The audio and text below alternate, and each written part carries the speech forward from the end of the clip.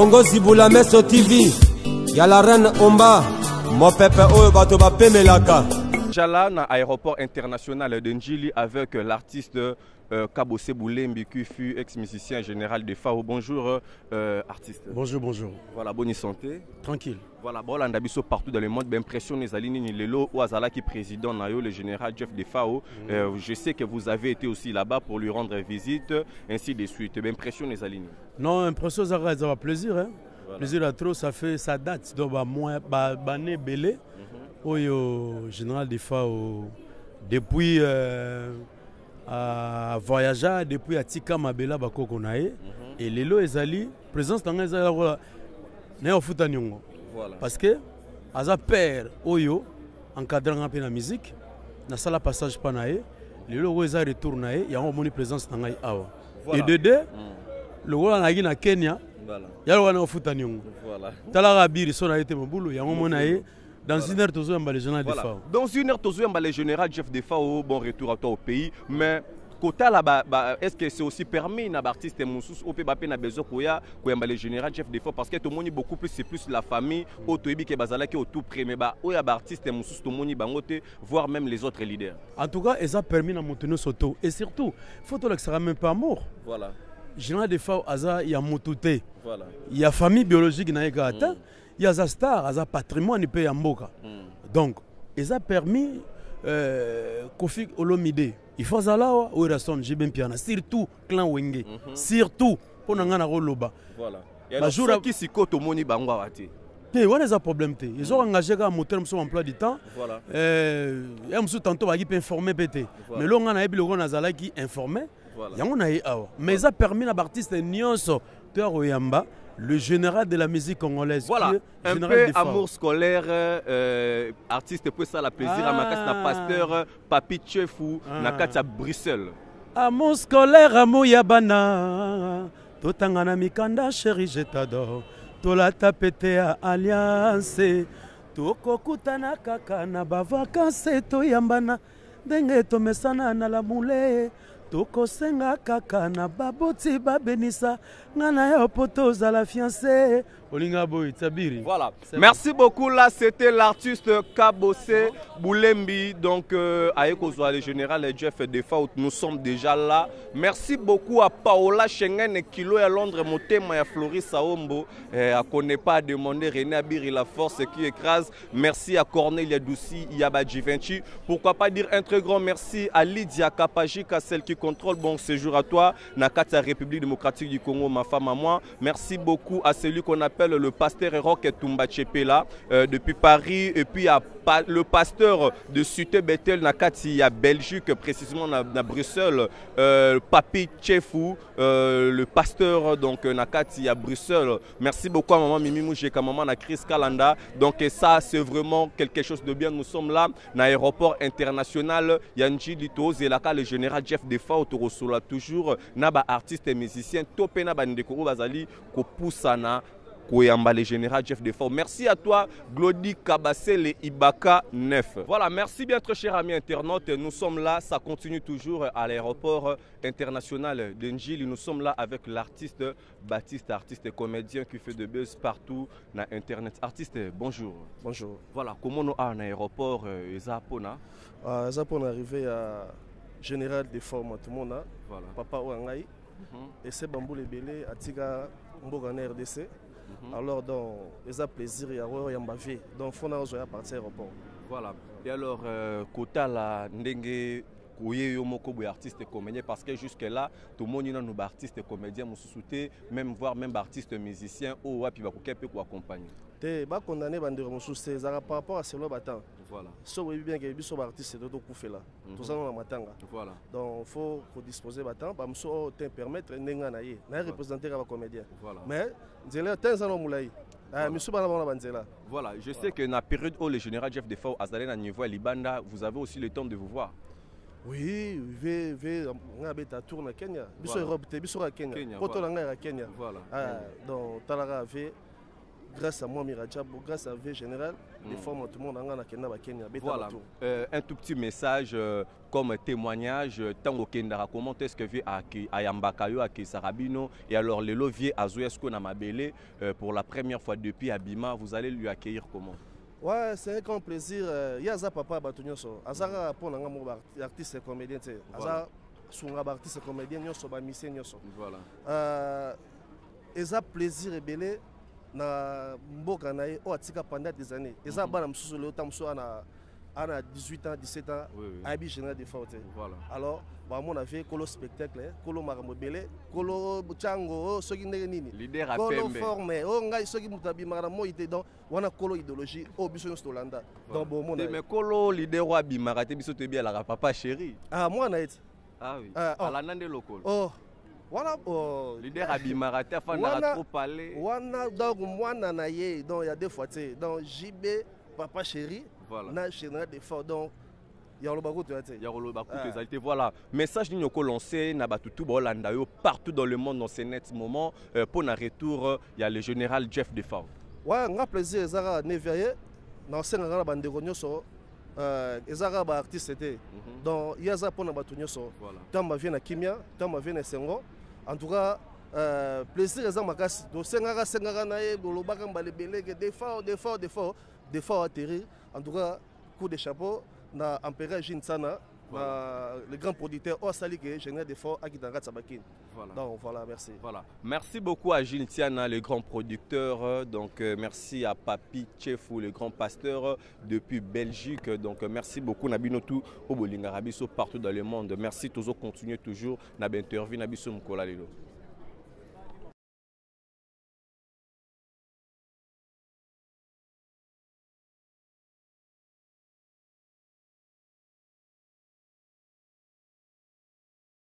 Voilà.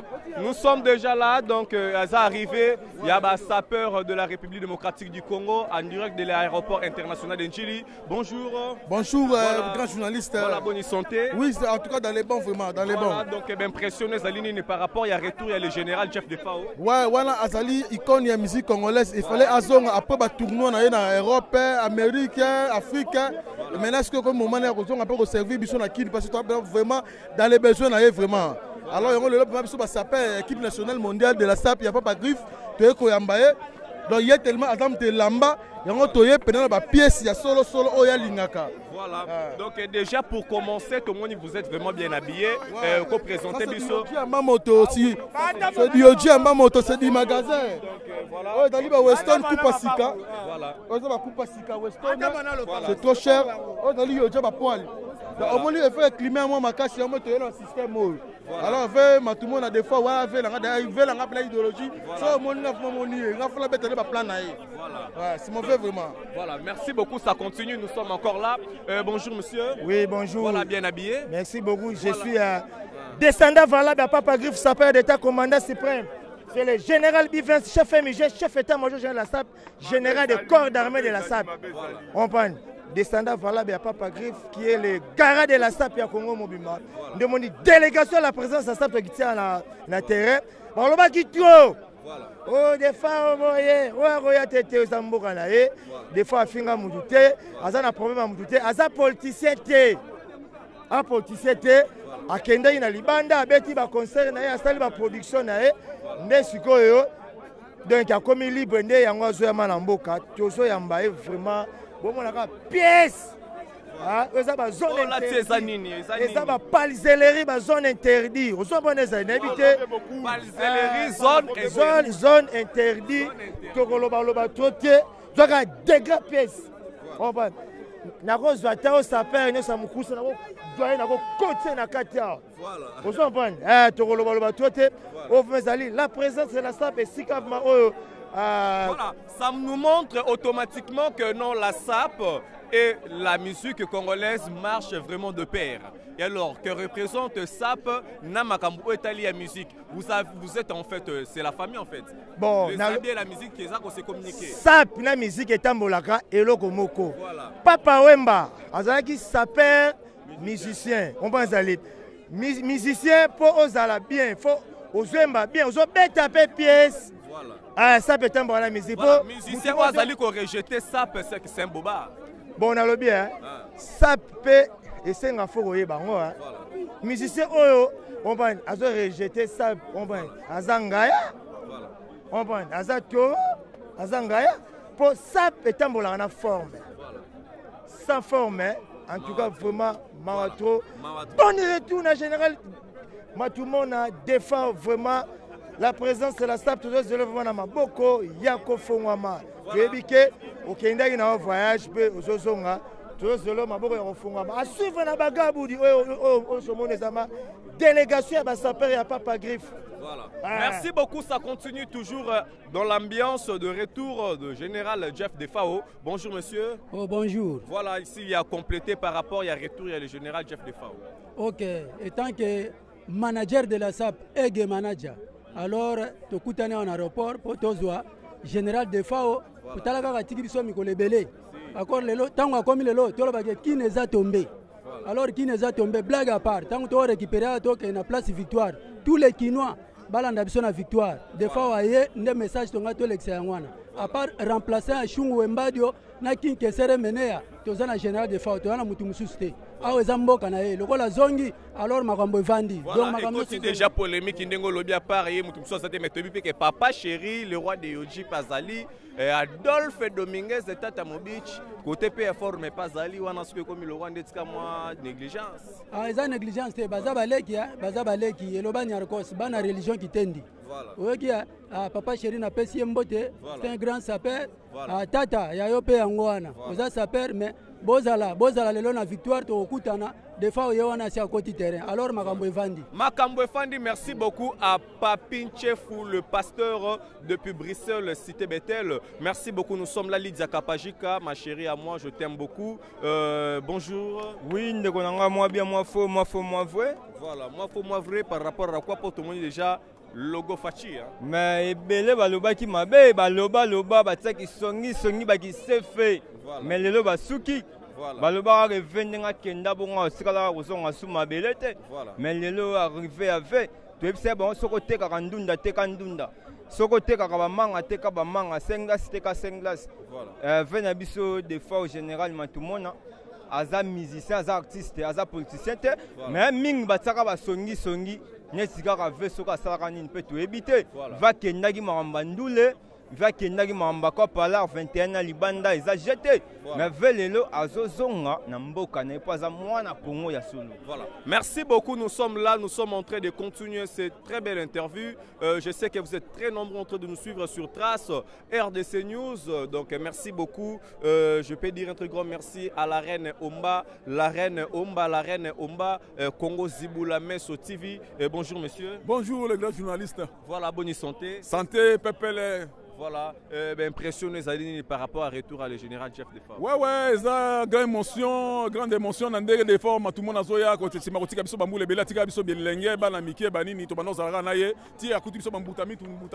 as dit que tu alors 21 heures, tu as dit que tu as dit le grand tout le monde a dit que danger avec la forme, tu as dit que délégation Papa Griffe, la présence de la SAP. Non, il faut des formes, tout le monde a dit que Paris, Londres, Suisse, maboye ba ke kin eza hotel ma télévision eza radio te tout monde à live eza déjà likola peu importe tout monde qui est déjà bon tala dans internet bon là partout bon des fois zo kita kala bingi te na mabele ya bankoko. Voilà, merci beaucoup. Donc nous sommes en train de marcher, de tourner, de voir de gauche à droite. Donc nous avons vu Charlie Mboyo donc souhaite bon retour à l'artiste musicien général Defao Matumona. Veut dire que nous sommes là, ça se passe vraiment en direct de la ville et province de Kinshasa, aéroport international. Merci beaucoup na Jultiana, le producteur. Merci beaucoup na organisation. Merci beaucoup na sécurité et puis na clin d'œil à Félix Tshisekedi Tshilombo, le président de la République sous son patronage. Merci beaucoup aussi à Héritier Watanabe Goga, Motona Tembe, le suprême. Donc nous sommes là, ça continue. Ça continue, si Simanto, il est là avec moi. Sissi Manto avec la maman de la presse d'Afrique. Donc Sissi Manto oyo ba boaka et pas ya papa ou de génération en génération. bonjour et bon dimanche. Bonjour Ndegolamoun, Kalamba est fort. Voilà, donc si Manto, Bazolanda Bisso partout dans les mondes, aux alliés à un aéroport international. Et là, Sangi Sibiso, tout le monde en a Bajama d'Afrique. Et allés retour, il y a le général Jeff Defao. Et pas Nayo et Lobé Léoni. Non, vraiment, c'est étrange pour moi. Je ne m'attendais même pas à ça. Qu'un jour, je peux me voir avec mon vieux et mon grand. Voilà. La seule personne qui nous a pour bien dire, voilà. L'undertaker de la mode vestimentaire, le général Defao. Voilà. Donc moi, c'est que je ne m'attendais même pas. Voilà. Donc, nous avons plein de soucis, car vaisseau a vendu à Kangia, Tindi, moi, oui, c'est bon, ça la moi bien. Mais le lopena viazoli kanisuana, il y a vraiment un soubako qu'on a évolué dans le mode vestimentaire. En tout cas, vraiment, on a un makasi.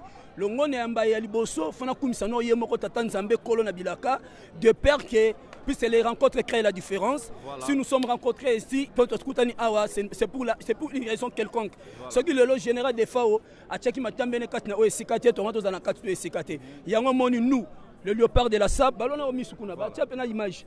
Tu vois, le léopard de la SAP, la cour des grandes nouvelles visions. Voilà. SAP sans injure, SAP sans injure ni acide, la SAP de la maturité, voilà. La SAP pédagogique, de Toye Awa, pour Toyamba Venabiso général des FAO, vraiment, la montée maman revenait à mon nene pour Elengeza Makazi. Prière de remerciement Nayo par rapport à SAP. Prière de remerciement par rapport à la SAP. Voilà, Ndengo Tiko Sala tout à l'heure. Cette citation par rapport à la SAP, je pense que vous allez même publier dans la chaîne internationale cette citation. Voilà. Si, je suis d'accord avec vous avec tout. Puisque aujourd'hui, si la SAP est combinée comme Aboye, et ça grâce à Batouana, au moni, nous, Biso Basexmanto, Toza Baïkon, s'il faut le dire, je suis prêt à le dire, Toza Baïkon, puisque moi je rêve qu'un jour, nous avons un monument au mode vestimentaire. J'ai innové, j'ai engendré, j'ai encadré. Et en plus, aujourd'hui, je continue toujours.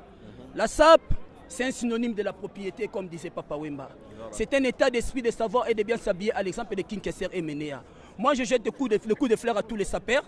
Et surtout la jeunesse montante au Bazolanda Bisso.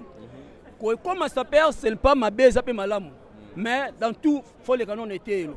Au moins, aujourd'hui, Babenga Bisso, Babrouti, Bavon rien.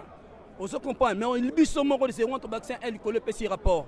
L'élo, ça peut comme une valeur. La SAP commence à prendre sa direction à Malamou. Auparavant, nous étions aux Akiwana SAP périmé. Je m'explique, SAP périmé comment. Nous vivons, de manière qu'on vive à SAP, il y a des il volait, il faisait tout. Je ne peux pas dire là, machin. C'est déjà passé. Mais aujourd'hui, nous vivons les moments, les temps et l'époque des Papa Wemba de Kourou, malgré son absence. Et nous, les léopards, la cour de grand, la nouvelle vision de la SAP sans injure ni incite, la SAP de la maturité et pédagogique. Nous sommes là, étant que des académiciens et des ambassadeurs de la SAP. Moi, tel que je suis là, je peux passer à la télé pour dire de n'importe quoi à propos de qui que ce soit. Moi, je suis là rien que pour faire la promotion personnelle de ma personnalité. C'est pour ça aujourd'hui, je suis passé là avec mes potes. La Moni, Assénité, son thème, Pandi à droite, Nangaï, Maïsé, Mam Africa. Donc, Azamuto Toboulina est trop. Donc, si on comprend que c'est voilà. Merci beaucoup. Nous continuons avec Maman d'Afrique. Voilà. Il y a le Paris, tout. Équipe de France Mobimba, Trésor Ngando, Cyril Kina, Fumugimbangu, Patrick Emeka Ombojon, Cyril Kina, Nabi Kozoya. Nous avons dit samedi sous Naza Awa. Samedi Naza, nous avons 10 heures. Donc, allez nous scènes, scénario, les mystérieux, l'homme de pièces maîtresses, l'homme de plusieurs vitesses à arrêt. Japonais au Kito, Ozana Kinayo, Lukomo Kimanga. V. C'est la SAP sans égir, Naboyi. Car les Aki, héros, bas, les côtes Nacha, mais n'a retiré dans ma salle, mais n'a bivé Zanine. Et Zanine, il fait. Problème, mais c'était bon à Poto Bayoki. Shiro Chamalelombe, l'homme le plus sage de la planète. Naleli. Vraiment, nous, c'est Vanos. Merci, Maman d'Afrique de la SAP. Donc, comme on a une très belle fille, vous méritez. Donc, aujourd'hui, vous avez une maman au pays, mais la SAP n'interdit pas. Moi, si pas l'Iba, la passe à la NP SAP alors. À quoi ça la n'est? À ça, la te pour un peu de na mobile, mais la salle en haut, ils ont ma bête. Ouais. Ogangela sape. Nazoganga surtout lelo ndenge présence à vie de fois oya. Ngana ningi na compléter kana maloba sisi mata otikoloba vie wana lelo na minute onde to na aéroport bo via yaki na d'avion. Avion moko ememi bilamba. Avion moko ememi ye mutu. Siko na ebite se bilamba na to kotiango na mituka nini po ekokoka taka avion moko ememi bilamba. Bilamba lolenge nini? Mais ngana olela ka ya yo kaka ya yo na olela kaka na ya yo po na ebite bilamba tu eye yodi kozanga na kati te. Yango moni na toujours kana yodi. Toujours kana ya yodi. Na pesa ba mbote na batu na nga tu ba olanda ngai. Ye moko na nous vient na défaut bambote belé na pesi mbote na moboka kana libese moko 3 poka 4 makatungu mwanga lo même sambolo ko mokumbota makolo na ete bakote ya yo na pesi lisusu mbote na ye moko papa griffe super leader na pesi mbote na ye moko honorable Kajos Mafolo Kasindi motema ya mama Magi na pesi bambote place azali na bosanité viens na petembe 08 bana poto boyebi viens na korando babi boule propre toujours Nathan on comprend au saper na bino bana poto na ningaka bino fort na lela bino ya trop. Voilà, merci beaucoup. Nous sommes en train de continuer cette exclusivité na Katia aéroport international de Njili. Retour, il y a général Jeff de Fao. À suivre.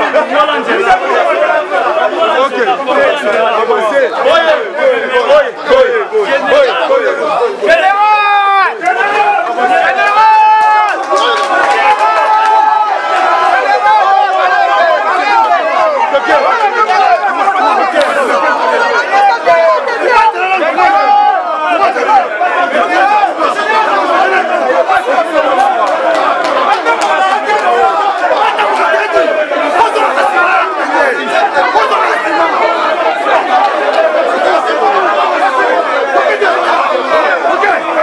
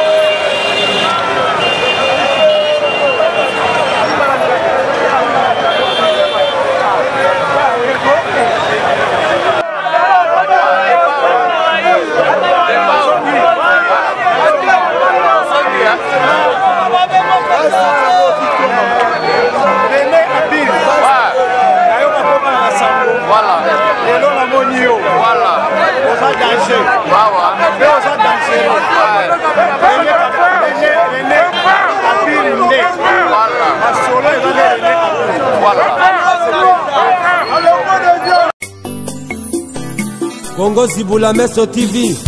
Y'a la reine Omba. Mon pépé oyo bato bapemelaka.